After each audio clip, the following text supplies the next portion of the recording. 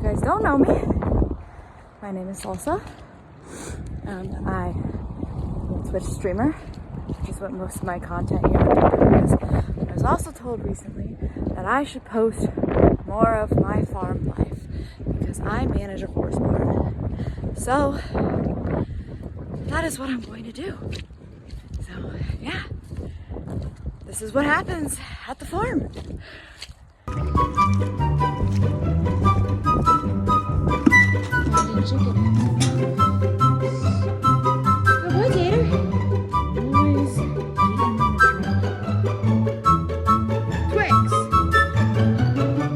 Excuse me, but how did you even get out? You weren't even supposed to be here. You guys let this happen. Flynn is chasing the goats. I'm dead. What do I do with it?